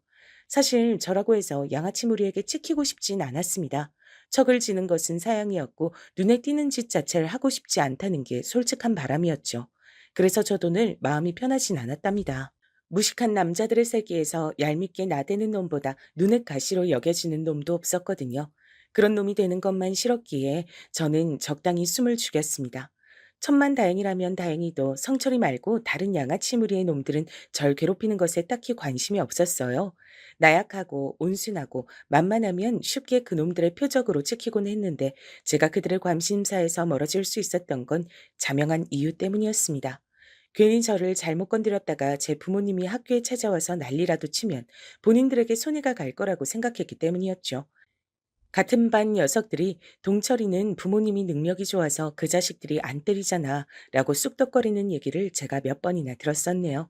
저를 노골적으로 싫어했었던 성철이만 아니면 그럭저럭 버틸 만한 학교 생활이었고 가끔 만화책 보는 것을 일탈이랍시고 여기는 모범생 녀석들하고만 전 어울려 다녔습니다. 그러다가 집에 큰일이 생기고 말았어요. 아버지의 사업이 폭삭 망해버린 것이었습니다. 폭삭 망했다는 건 외엔 표현할 길이 없다고 큰 고모가 저희 집에 와서 눈물을 훔치시며 그렇게 말씀하시는 걸 들었어요. 꽤나 유복하게 잘 살았던 저희 집은 어느새 빚더미에 올라 있었습니다. 이거 이제 우리 물건 아니야. 이런 것도 다 빚쟁이들이 가져갈 거야. 저희 집에 있는 저희 물건인데 도대체 어머니가 무슨 말씀을 하시는 건지 처음엔 알아듣기 힘들었어요. 하지만 도망치듯 이사를 가게 되었던 날 모든 것이 실감이 났습니다. 제가 중학교 2학년에 2학기를 지나던 때의 일이었죠. 어둡고 습하고 왠지 모르게 그 안에 있기만 해도 기분이 우울해지는 것 같은 방 한 칸짜리 작은 집이 저희 가족의 새 보금자리였습니다.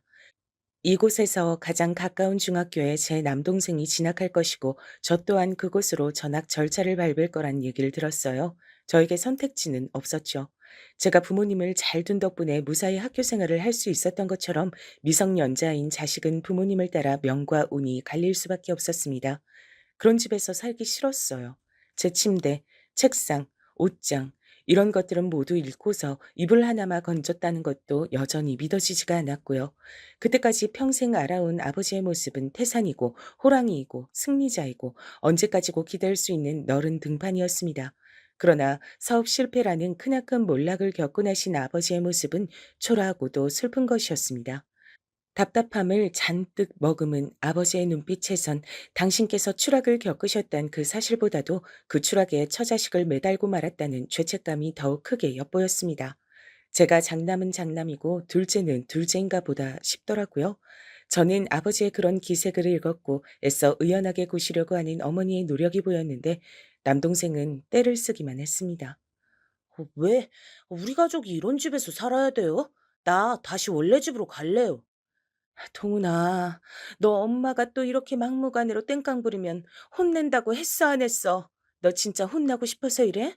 다시 그 집으로 어떻게 가? 못 가. 그 집은 이제 우리 집이 아니야. 여기가 우리 집이야. 동훈아, 제발 철 좀 들자. 네가 아니라도 엄만 너무 힘이 들어. 엄마야말로 철 좀 들어요. 아빤 자꾸 담배만 피잖아요. 밖에서 담배만 피는 거 내가 다 알아요. 내가 봤단 말이에요. 나하고 형은 학교 열심히 다니는데 아빤 그런 것도 안 하면서 엄마는 아버지를 혼내야지 왜 나를 혼내요? 철부지 남동생 앞에서 어머니는 말문이 크게 막히신 듯 보였습니다. 때로는 순수하기 때문에 어린 아이들이 어른들보다 되려 잔인하게 굴 때가 있다죠. 선과 악의 경계를 아직 모를 때라 그렇다고 하는데요. 이 시기에 제 남동생이 그랬던 듯 싶어요. 보이는 그대로 받아들이고 말을 뱉으니까 부모님께선 크게 상처를 받으실 수밖에 없었죠. 어른이라고 해서 상처를 안 받는 게 아니구나. 아버지도 실패하시고 힘들어하실 줄 아는 분이었어. 나는 왜 아버진 영원히 꼿꼿하실 거라고만 생각했을까? 저희 가족이 수렁에 빠졌던 이때 전 사춘기의 예민한 감수성으로 되려 부모님을 섬세하게 이해할 수 있게 됐던 것 같아요. 아버지를 돕고자 하는 마음으로 돈을 건넸던 외가 쪽도 피해가 막심했고 따라서 어머니의 속은 썩어 문드러져 가고 있었습니다. 어머니는 걸핏하면 외가욕을 했었고 특히나 외할아버지를 신랄하게 비난하시곤 했던 분이셨으나 상황이 이렇게 되자 다른 누구보다 외할아버지께 죄송스러워하는 것을 보고 부모 자식 간의 관계는 굉장히 복잡한 문제라는 생각도 하게 됐죠. 그래서 제가 사내치고는 감수성이 풍부하다는 말을 꽤 듣는 학생이 되었었나 봅니다. 둘째란 이유로 저보다 철이 느리게 들었던 남동생을 대신해서 제가 효자가 될 때였죠. 애초에 그 중학교에 진학하고 싶지 않았던 것처럼 전 전학 따위는 가고 싶지가 않았으나 그 불평과 불만은 목구멍 안으로 삼켜버렸습니다. 전학은 3학년으로 올라가던 시기와 맞물려서 이루어졌어요. 조용히 사물함을 정리했고 꽤 친하게 지냈던 모범생 녀석들 몇 척에만 전학 사실을 알린 뒤였습니다. 그런데 학교에는 대체 비밀이란 게 없는 모양이었어요. 어떻게 알고선 성철이 녀석이 저에게 전학 얘기를 꺼내왔던 겁니다. 야, 너 사물함 비웠더라? 가방은 2개를 가지고 왔네. 가방에 사물함에 있던 것을 싹 다 담았나 봐. 너 전학 간다는 얘기가 사실이었구나. 어, 그래, 사실이다. 난 전학 가니까 넌 앞으로 여기서 잘 먹고 잘 살아라. 근데 이 찌질이 새끼가 끝까지 말본세를 안 고치네. 야, 너 부모 믿고서 까부는 것도 적당히 해야 될 거다. 그런 게 영원하리라는 보장이 있겠냐? 안 그래? 성철이가 그때 뭘 알고서 저한테 그런 말을 한 것은 아니었으나 듣던 입장에선 조금 뜨끔할 수밖에 없었죠. 제 본심은 그때 대체 내가 너한테 뭘 잘못했길래 넌 나한테 이러는 것이냐고 그런 것이나 따져묻고 싶었습니다. 그러나 전학이 결정된 상태에서 그런 소모적인 행위 따위는 하고 싶지가 않았어요. 대신 양아치 무리에서 튕겨나가지 않기 위해 안간힘을 쓰며 학교 생활을 하고 있던 성철이에게 선심을 가득 담아 조언을 남겨줬습니다. 야, 나한테 그런 소리를 할 게 아니라 넌 공부부터 해라. 뭐라고? 이 찌질아, 지금 너 공부 잘한다고 나한테 유세 떠냐? 자랑질이야? 확 씨. 그 잘난 대갈통을 박살내줄까 보다. 네가 전교 꼴찌, 성적 바닥을 기는 놈이었음 내가 이런 소리도 안 하지. 그건 아예 가망이 없으니까. 근데 너 의외로 기본적인 머리는 있는 모양인지 중하위권은 하더라. 전교 등수 복도에 붙었던 날에 네 성적 봤어. 똥폼 잡고 싶어서 양아치 짓을 하는 녀석치고는 성적이 그만하면 괜찮던데. 작정하고 공부 좀 해. 이게 미쳤나? 야, 너 죽고 싶냐? 네 대갈통 따위는 이 주먹 한 방이면 망가뜨릴 수 있어. 너 그거 알고서 지금 나한테 까부는 거냐? 난 어차피 적당히 공고해 갈 건데 공부가 뭔 상관이야? 성적 낮게 보는 공고해 가려고? 그럴 거면 멋대로 공부 안 해도 되겠네. 근데 만에 하나 성적 깐깐하게 보는 인문계 턱걸이라도 하고 싶음 공부해라. 지금이라도 늦지 않았어. 이 찌질이가 완전히 지랄하고 자빠졌네. 벌써 3학년인데 늦지 않긴 뭐가 늦지 않아. 넌 집안이 잘 사니까 언제든지 학원 다니고 과외 받을 수 있으니까 뭐든지 쉽게 느껴지나 봐. 쉽다고는 안 했는데. 그렇게 생각 안 해. 근데 해볼 만하다고는 생각해. 네 말대로 벌써 3학년이잖아. 자포자기하는 녀석들 이미 꽤 많이 나오고 있거든. 그리고 1학기 중간고사 딱 끝나자마자 거기서 절반 이상이 더 자포자기할 거야. 포기하지 않고 끝까지 해보는 녀석이 진짜 백이 승자다. 여기까지가 내가 해줄 수 있는 조언이야. 너 하기에 달렸지. 이 재수없는 찌질이가 말하는 꼬라지 한 번 진짜 두들겨 패고 싶어지네. 그렇게 잘난 척 해놓고 과연 네가 얼마나 어떻게 잘 사는지 어디 두고 보자. 나를 왜 두고 봐? 설마 날 또 만나려고? 그건 사양인데. 아, 그리고 마지막으로 꼭 해주고 싶은 말이 있는데, 야, 너는 양아치 짓이 진짜로 안 어울려. 안 맞는 옷이라고 짜샤. 성철이 녀석은 얼굴이 시뻘겋게 달아오른 채로 저를 진짜 죽여버리려 했습니다. 분명 그 손은 제 목을 조르기 위해 뻗어졌을 테죠. 간반의 차로 전 그걸 피했고 마침 선생님들이 그쪽으로 다가오셔서 전 벗어날 수 있었습니다. 가슴을 쓸어내리며 학교를 빠져나왔었죠. 다시는 발붙일 일이 없는 학교의 건물을 보면서 저는 괜한 오지랖을 부렸다고 후회했습니다. 하지만 성철이 녀석을 다시 만날 일이 아무래도 없을 테니 별일이야 있겠나 싶기도 했죠. 전학을 간 학교 역시도 남자 중학교였습니다. 시커먼 녀석들만 가득했죠. 그리고 이미 3학년이었기 때문에 전 적당히 겉돌기만 하면서 지내면 됐습니다. 용돈 한 푼 없이 학교를 다니는 절 보면서 몇몇은 제 궁핍한 수준을 알아차린 듯 했어요. 전 은근슬쩍 왕따를 당하게 됐죠. 중학교의 마지막 생활은 고요하고도 외로웠습니다. 저는 나름 명문으로 꼽혔던 어느 인문계 고등학교에 진학을 했어요. 그 정도는 저에게 가뿐했죠. 더 괜찮은 고등학교도 사실 합격할 순 있는 성적이었으나 그곳에 가지 않은 이유는 집에서 멀었기 때문입니다. 제가 어느 남자 고등학교에 입학한 것은 집에서 등하교하기에 수월하다는 이유가 컸었죠. 어느새 그 코딱지만한 어두운 공간을 아무렇지도 않게 집이라고 칭하고 있었습니다. 그런 지 꽤 되었다는 사실을 자각하고서 씁쓸하게 고등학교 생활을 시작하려던 저의 눈에 믿을 수 없는 광경이 들어왔어요. 배정받은 교실로 들어선 인물, 바로 성철이 녀석이었습니다. 어? 너 설마 찌질이 새끼? 너 여기 입학했냐? 너야말로 여길 입학했어? 잠깐만, 너 설마 공부했던 거야? 내 조언대로? 이런 미친놈이 그 입 안 닥쳐? 누가 네 조언대로 공부를 했다는 거야? 대체 누가? 하지만 네가 그때부터 당장 공부를 하지 않았다면 여길 올 수 있었을 리가 없는데. 닥치라고 했다. 야, 찌질이, 너 진짜 내 손에 대갈통이 날아가고 싶어서 환장을 했구나. 저를 보며 성철이는 이를 갈았고 1년 전보다 체격이 더욱 좋아진 그 녀석을 보면서 저도 모르게 슬며시 눈을 내리깔았습니다. 머릿속으로는 망했다는 생각이 가득했죠. 역시 그때 괜한 오지랖을 부린 것 같았어요. 그 중학교를 나온 옆반의 녀석을 찾아가 어떻게 된 것인지 민망함을 무릅쓰고 물어보았습니다. 그러자 그 녀석이 알려주길 성철이 녀석이 양아치무리에서 결국 튕겨져 나왔는데 딱히 친구가 없으니까 조용한 모범생들한테 가서 억지로 친구를 먹고 다니더니 소란 안 피우고 계속 공부만 했다는 겁니다. 그리고 아마 이 고등학교는 턱걸이로 들어온 것 같다 그랬어요. 별로 안 반가운데. 그리고 별로 예감이 좋지 않아. 여러분, 어째서 나쁜 예감은 늘 맞는 법일까요? 세상사 결코 쉽지 않은 것 같습니다. 제가 전학을 간 중학교에서 같은 고등학교로 진학한 녀석들도 당연히 몇 있었는데 성철이가 제 얘기를 들어버렸던 겁니다. 저희 집이 쫄딱 망해서 다 쓰러져 가는 구옥에서 살고 있고 그래서 제가 전학까지 갔었단 사실을 말입니다. 오호라, 그런 거였어? 야, 속이 다 시원하네. 처음부터 난 그 새끼가 마음에 안 들었어. 눈깔에서부터 잘난 척하는 기운이 넘쳐 흘렀거든. 촌티만 팍팍 풍기고 놀 줄도 모르고 그저 찌질하기만 한 녀석이 공부 좀 하고 집안이 잘 산다는 이유로 고고하고 매사에 자신만만한 거 그게 그렇게 꼴보기가 싫었는데 아, 하늘이 내 편인가 보다. 어쩜 이렇게 좋은 일이 다 생겼냐? 성철이가 신이 나서 그렇게 말하는 것을 목격한 녀석들이 한둘이 아니었습니다. 옆반 녀석이 저한테 다가와서 그걸 슬쩍 알려줬죠. 못된 성철이 녀석은 제 불행을 자신의 행복으로 삼았습니다. 제 상황이 즐겁고 고소해서 어쩔 줄 몰라 하더군요. 이제 거리낄 것이 없다는 듯 성철이는 저를 본격적으로 괴롭혀댔습니다. 솔직히 고등학생 시기나 돼서 친구를 괴롭히는 것 너무 유치하고 저급하지 않습니까? 그 당시에도 저는 그렇게 생각했습니다.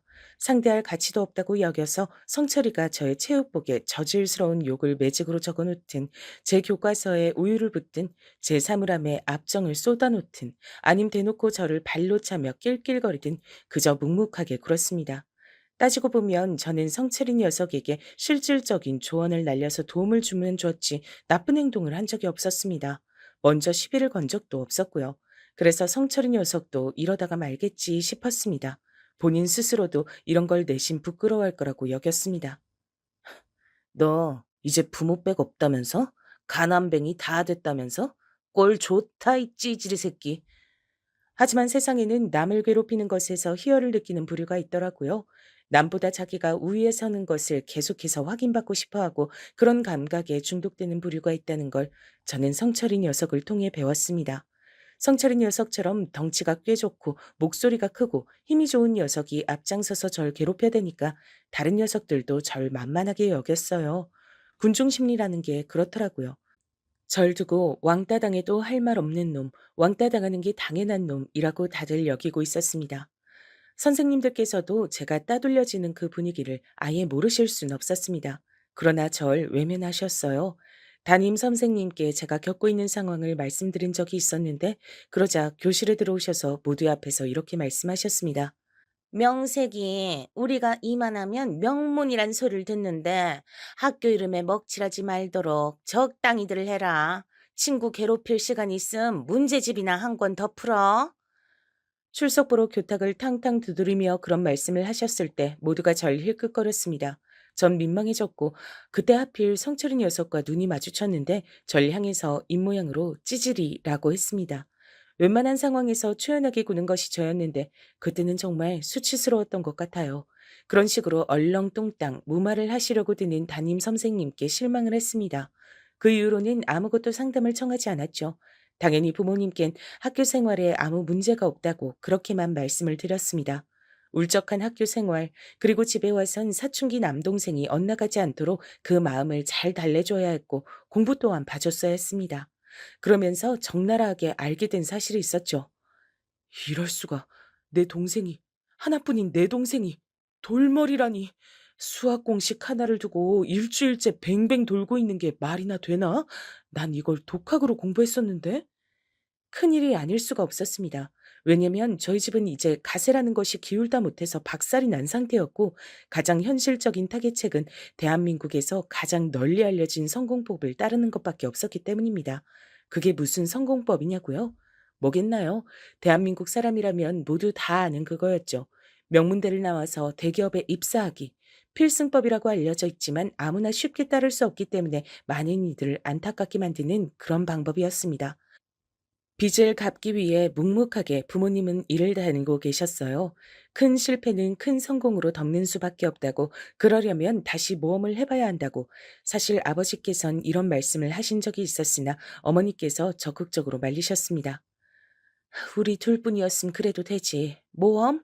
너무 좋지. 멋지지 그거. 당신이 최고로 잘하는 거잖아. 근데 당신 이젠 자식들을 생각해야 될 때야. 이번에 또 실패하면 그땐 진짜 우리 자식 새끼들 볼 낯이 없어져. 그걸 알아야 돼. 그 설득 앞에서 아버지는 고개를 떨구셨고 동의를 하셨습니다. 이를 악물고 두 분 다 일을 다니고 계셨어요. 전 매일같이 피곤에 절은 두 분의 모습을 보며 저와 남동생이 명문대를 가서 대기업을 나오는 가장 안전하고 확실한 방법을 따른 수밖에 없다고 확신을 했습니다. 그런데 제 남동생이 제가 가진 공부머리의 반절 정도밖에 안 된다는 것을 확인하자 절망이 절 덮쳤어요. 그리고 이루 말할 수 없는 책임감, 부담감으로 전 질식할 것만 같았습니다. 제가 삐끗하면 저희 가족은 끝이란 생각마저 들었어요. 저에게 따로 말씀은 안 하시고 계셔도 제가 명문대를 무리 없이 갈 것이란 기대를 부모님께서 품고 계신다는 것을 전 눈치로 알고 있었습니다. 성철이 녀석 때문에 학교 생활을 망쳤다고 의기소침해 있을 때가 아니었어요. 저는 뉘집개가 짖나 하는 식으로 나가기 시작했습니다. 제가 무반응으로 일관하며 괴롭힘 앞에서 지루해 하기까지 하자 성철이 녀석이 당황하더군요. 너는 개같이 짖어라. 난 공부하련다. 머릿속으로 목탁을 두드리며 매사에 태어나고자 애를 썼죠. 저의 그런 반응에 성철이 녀석은 모욕감을 느낀 듯 했습니다. 매번 표정이 볼만했죠. 이 찌질이 놈은 잘난 척을 도무지 관둘 줄을 모르네. 가난뱅이 주제에 뭐가 그렇게 단단한 척이야. 저를 대놓고 깎아내리는 것에도 전 흔들리지 않았습니다. 제가 아무렇지 않게 반응하니까 다른 녀석들도 슬그머니 절 업신 여기던 태도들을 거두더군요. 남자들의 세계에선 역시 약육강식이 최고인 듯 싶었습니다. 그리고 어느새 그 녀석들도 머릿속엔 이런 생각들을 하게 된 것이겠죠. 제가 당당한 이유? 그건 사실 쉽게 찾을 수 있었습니다. 1학년을 마무리하는 시험에서 저는 전교 3등을 했습니다. 그리고 같은 반 녀석들이 다 보는 앞에서 그 성적표를 받아든 다음 이렇게 혼잣말을 뱉었습니다. 아, 젠장할. 내가 1등일 줄 알았는데 3등이었다니. 그러자 모두가 놀란 숨을 들이키는 소리가 들려왔죠. 전 더 이상 아무도 절 얕보지 않게 됐음을 직감했습니다. 최종 성적표를 받아든 성철이 녀석은 깊은 침묵을 지킬 뿐이었죠. 성적이 개판이었으니까요. 저는 학교 생활을 어떻게 해야 하는지 드디어 제대로 감을 잡은 뒤였습니다. 더없이 당당해지기로 했어요. 근데 갑갑하게도 2학년 때 역시 성철이 녀석과 같은 반이 된 겁니다. 그뿐인가요? 같은 반이 됐다고 하더라도 엮이지만 말았으면 좋겠다 그렇게 생각했건만 2학년 담임 선생님께선 굉장히 화통하신 분이었습니다. 이야, 우리 반에 동서남북이 다 있네. 동철이, 성철이, 남철이, 방철이, 철철철철.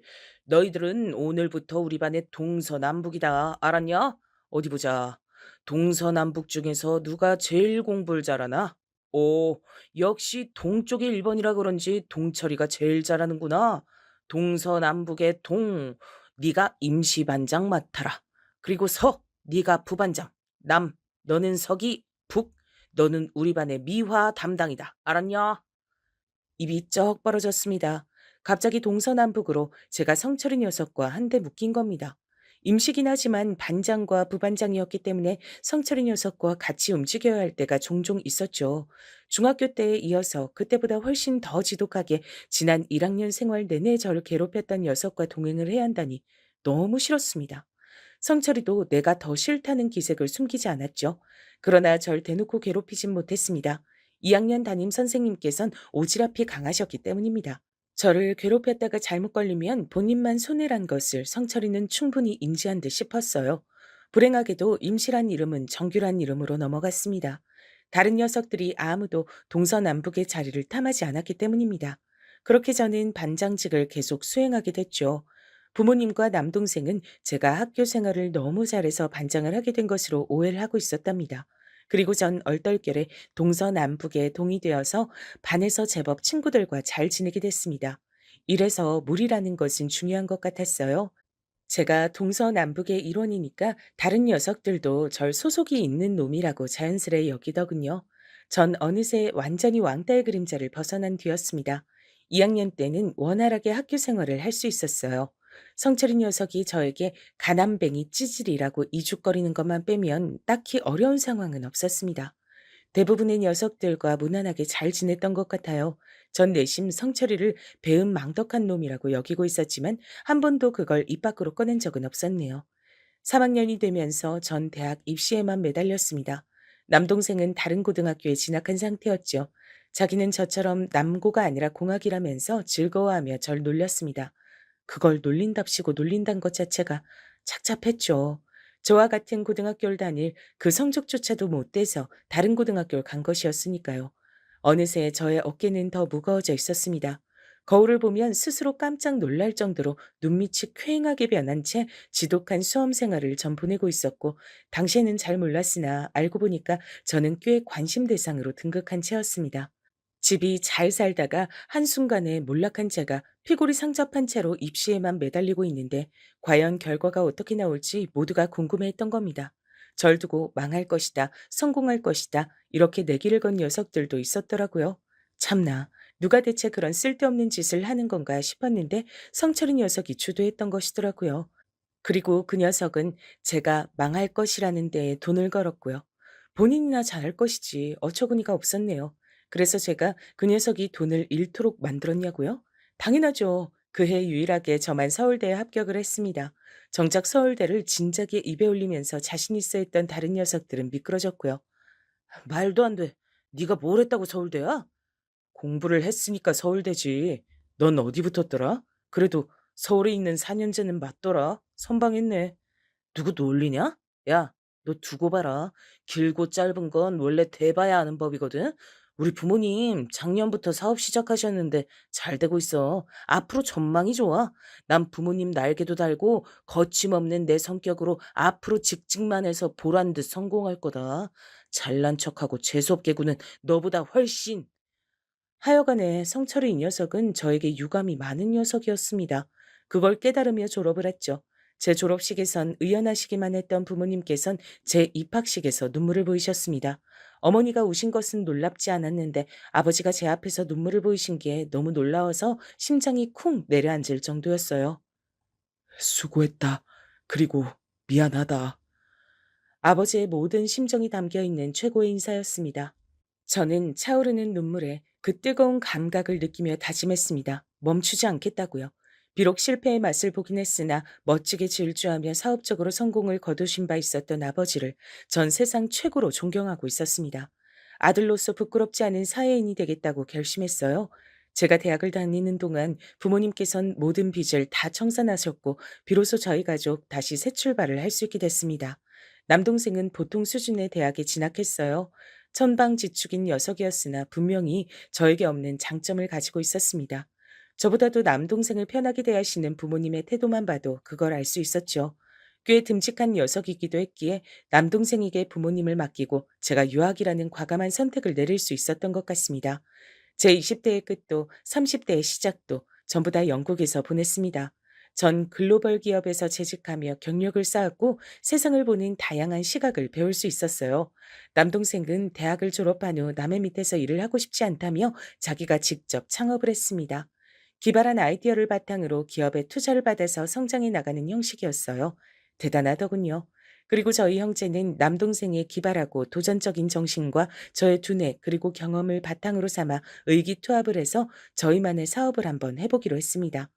영국에서 쌓은 인맥들에 큰 도움을 줬고요. 어떻게 방향을 잡아야 할지 헷갈리거나 형제 사이에 이견이 생길 땐 어김없이 스승님께 도움을 청했습니다. 스승님이라 함은 당연히 아버지였죠. 사업을 직접 차리고 넓혀가면서 새삼스레 아버지를 더욱 존경하게 됐습니다. 게다가 저희 형제가 절대 가지지 못한 연륜이란 것까지 가지고 계셔서 사업은 안정적으로 몸집을 키워갈 수 있었습니다. 어머니가 살고 싶어 하셨던 동네에 고급 빌라를 사들였을 때가 사업을 시작한 이후로 가장 뿌듯했던 때 같아요. 이웃집에 탤런트가 산다면서 어머니가 호들갑을 떠셨을 때 온 식구가 즐겁게 웃음 지었었죠. 바쁘게 사느라 동창회 소식 같은 건 모르고 살았습니다. 제가 햇수로 8년이나 해외에 나가 있기도 했었으니까요. 근데 우연히 인터넷에서 모교의 근황을 찾아보다가 저와 함께 졸업한 녀석들이 동창회를 연다는 소식을 접하게 된 겁니다. 졸업한 이후로 세 번째 갖는 동창회라는 것 같았어요. 치열하게 살았던 고등학교 때가 생각나서 저는 당장 동창회에 참석하겠다고 연락을 보냈습니다. 소식지에 적힌 총무번호로 문자를 보낸 것이었죠. 근데 알고 보니까 총부 녀석이 동서남북의 남이었더라고요. 절 반갑게 맞아주었고 당일에 꼭 참석하라며 신신당부를 했습니다. 기쁜 마음으로 전 동창회에 나갔죠. 장소는 넓은 주차 공간을 자랑하는 돼지갈비집이었는데 제가 일이 바빠서 조금은 늦게 도착을 했어요. 그런데 문 앞에서 나와서 담배를 피우고 있던 새 녀석이 절 발견한 겁니다. 사실 제가 아는 얼굴이 보이길래 손을 흔들었더니 그쪽에서도 즉각 절 알아보더라고요. 공교롭게도 새 녀석은 동서남북의 서남북이었습니다. 그 말인즉 성철이 녀석도 셋 중 하나였단 것이었죠. 돼지갈비집이 장소이길래 편한 차림으로 온 저와는 달리 꽤나 힘을 주고 온 차림새였습니다. 야, 찌질이 오랜만이다. 이게 대체 얼마만이냐? 20년만 아니냐? 너 이 찌질이 새끼, 이제 보니까 축복받은 유전자였구나. 별로 안 사갔다. 어, 너도 있었냐? 그래, 반갑다. 이 망할 놈의 찌질이는 여전히 재수가 없네. 또 잘난 척하려고 표정 관리하는 것부터 봐라. 야, 근데 너 여전히 찌질하게 사는구나. 아무도 네 소식을 모르길래 그간 궁금했는데 찌질하게 사니까 근황을 안 전하고 혼자 숨어 살았구나. 타고 온 거 뭐냐? 설마 아반떼냐? 심지어 구형이세요? 임마, 이 형님처럼 이 정도 나이 먹었으면 외제차 정도는 타줘야지. 성철이 녀석이 배가 찢어지게 웃었고 옆에서 다른 두 녀석이 작작해라 달래며 억지로 안으로 끌고 들어갔어요. 저보고도 얼른 들어오라고 하더군요. 다들 저를 반길 거라 그랬어요. 전 알겠다고 대답한 뒤 바로 따라 들어가지 않고 어딘가에 전화를 걸었습니다. 김비서. 바쁠 텐데 미안하지만 부탁 하나 좀 합시다. 내가 주소 찍어 보내줄 테니까 당장 이곳으로 내 차 좀 끌고 와줄 수 있어요? 어느 차냐고요? 5대 모두 다요.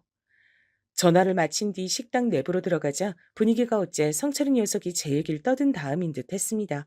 전 그저 피식 웃으며 자리에 앉았죠. 그래도 다들 저에게 반가운 눈치로 인사를 건네줬어요. 옛날로 돌아간 것 같아서 기분이 이상했네요. 다들 어떻게 살았는지 간단한 이야기도 들을 수 있었는데 성철이 녀석은 자기 부모님의 일이 제법 잘 풀려서 그간 고생 한 번 안 했으며 탄탄한 직장에 다니고 있는 데다 빨리 승진까지 했다며 저에게 자기 자랑을 실컷 늘어놓아서 절 웃음 짓게 만들었습니다. 왜 웃냐? 네가 가지지 못한 성공의 삶 내가 가져서 그게 신기해서 웃냐? 공부 말곤 재능이 없었던 이 찌질아. 아니, 그런 게 아니라 사업하면서 화려하게 살 줄 알았는데 직장인이라니. 그게 의외라서 웃었다. 나하곤 반대네. 난 대기업 들어가서 안정적으로 살고 싶었는데 어쩌다 보니 사업가로 지내고 있어. 사업가? 참나, 구멍가게 하나 열어도 사업가라고 칭하는 법이지. 이름만 그럴싸할 뿐이야. 그래서 무슨 사업을 하시는데? 모르긴 몰라도 딱 아반떼 정도의 사업 크기겠지. 아, 넌 사업 크기를 차로 가늠하나 보다. 그럼 지금 확인할래? 내가 소소한 취미가 있는데 특이한 차를 수집하는 거거든. 오랜만에 너희들 만났는데 그 정도는 구경시켜줘야 될 것 같아서 내 비서통에서 차를 가져왔어. 다들 궁금하면 보러 나가자. 특이한 차를 수집해? 비서가 있어? 지랄하네. 잘난 척하는 게 아주 인이 박혔구나. 그래, 그 잘난 아반떼 말고 뭐 있는데? 어디 한번 보자. 성철이 녀석이 크게 웃으며 앞장섰고 다들 호기심 어린 눈을 한 채 따라 나섰습니다. 그리고 그 녀석들이 마주한 건 차 한 대의 집 한 채 값이라고 할 수 있는 슈퍼카가 나란히 5대나 주차되어 있는 진풍경이었죠. 대표님, 말씀하신 대로 대표님 차 가지고 왔습니다. 제 수족이라 할 수 있는 김 비서가 차를 운전해서 온 전문 운전기사들을 대동한 채 저에게 깍듯한 인사를 올렸습니다. 저와 굉장히 막역한 사이인데 어떤 자리인지 다 눈치채고 일부러 과장되게 예의를 차리더군요. 그 센스에 감탄했습니다. 바로 그때 성철이 녀석이 다리에 힘이 풀려선 털썩 주저앉았어요. 마, 말도 안 돼. 이게 다 네 차라고? 어떻게 이럴 수가 있어? 너는 네 대가리로 이해가 안 되면 무조건 말도 안 된다고 하냐? 옛날부터 생각한 거지만 넌 참 뭐든 좁게 생각하는 녀석이야. 제가 혀를 끌끌 찾아 모든 녀석들이 저를 놀람과 존경이 가득한 눈으로 쳐다봤어요. 앞다투어 저의 지난 얘기를 자세히 듣고 싶어서 안달들을 냈죠. 성철이 녀석은 입술을 꽉 깨문 채로 제 소유의 슈퍼카드를 한 번 더 바라보다가 고개를 떨구었습니다. 그러더니 모두가 식당 안으로 들어가서 시끌벅적 이야기꽃을 피운 사이 슬쩍 먼저 가버렸어요. 아무도 눈치채지 못한 사이에 말입니다. 다들 뱁새가 황새를 따라갈 수 없었던 것이라며 저와 성철이 녀석을 평하였죠. 술맛이 쓰고도 달았습니다. 며칠 뒤 총무 남 녀석에게 연락을 받았는데요. 그날 그러고 나서 늦은 새벽에 성철이 녀석에게 전화가 와서 통화를 한 바 있다 그랬습니다. 나는 왜 안 되는 거야? 그 찌질한테 끝까지 안 되는 거냐고. 정말 찌질한 건 바로 나였다는 것만 같아서 진짜 미쳐버리겠다. 술에 잔뜩 취한 목소리로 목 놓아 울었다고 합니다. 어휴, 알만하다 싶었네요. 그 후로 며칠이 더 지나서 성철이 녀석으로부터 연락을 제가 따로 받기도 했었어요. 그간 미안했다나 뭐라나. 지금이라도 좋은 친구로 지내보고 싶다나 뭐라나. 그런 소리를 하길래 그저 피식 웃어줬습니다. 글쎄, 그럴 수 있는지 없는지 답은 네가 더 잘 알고 있지 않냐, 성철아? 그러자 성철이 녀석은 조용해졌죠. 제 쪽에서 먼저 전화를 끊고 올려다보았던 하늘. 정말 푸르르고 속이 다 시원해지는 색깔이었습니다. 열심히 달려온 보람이 있는 그런 멋진 풍경이었죠. 사실 이것도 꽤 된 일이고요. 지금은 시간이 또 흘렀습니다. 그리고 그때보다도 지금이 더 여유롭고 행복하다고 감히 그렇게 말할 수 있는 일상을 저는 보내고 있네요.